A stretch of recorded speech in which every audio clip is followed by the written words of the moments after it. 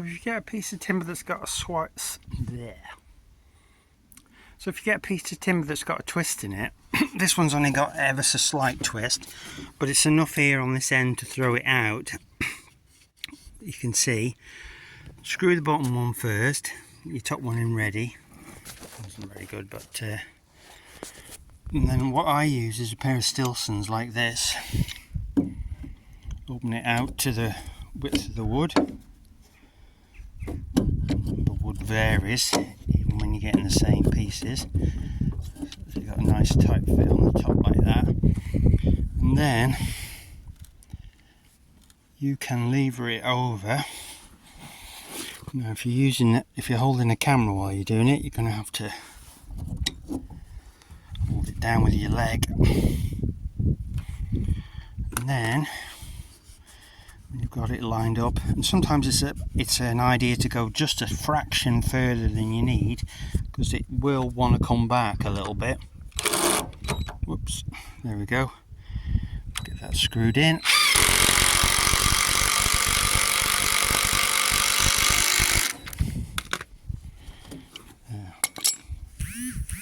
Now we're pretty flush on that end.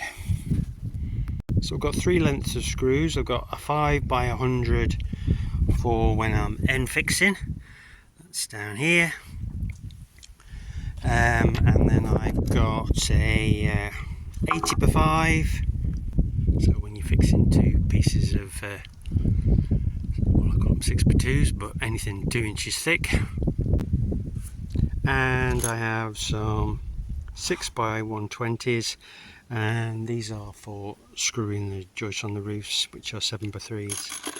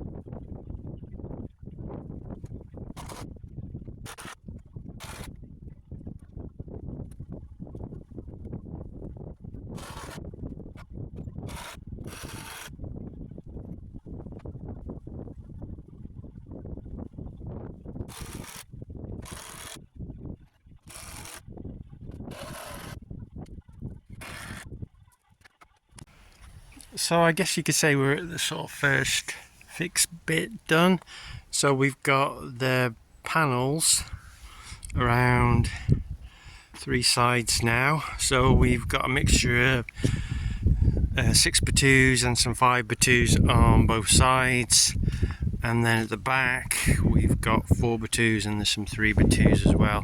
We're using up a lot of wood, which I'm as much wood as I can from the old shed. As I said, I bought some 6 by 2s. Everything else is basically reused stuff from the old carport. A couple of bigger gaps. One, there's going to be like a set of double doors here, and this big gap here in the middle. I've got a second-hand window that can go in there, because at this end here there's going to be like a workbench and double doors, and eventually I'm going to divide it, so car's going to be in this part here, and then there'll be about 6 or 7 foot, so sort of almost like a bit like a galley kitchen, I suppose, in a way, as we're going to have worktops and benches along this wall here, and then we've got space behind to work on smaller stuff. And then if there's bigger stuff, if we divide it off with a stud wall, and it's really so I can work here safely without worrying about damaging cars from dust and sparks and that sort of thing. So a dividing wall, partition wall, it won't be load bearing or anything, so I'll probably use up some 3x2s and probably some OSB or something, and then it'll be wherever we need to come to. So we've got sufficient room for even the largest kind of vehicle. I think we'll have at least 6 foot, I know that, we might have a bit more, we'll see, depends how it works out.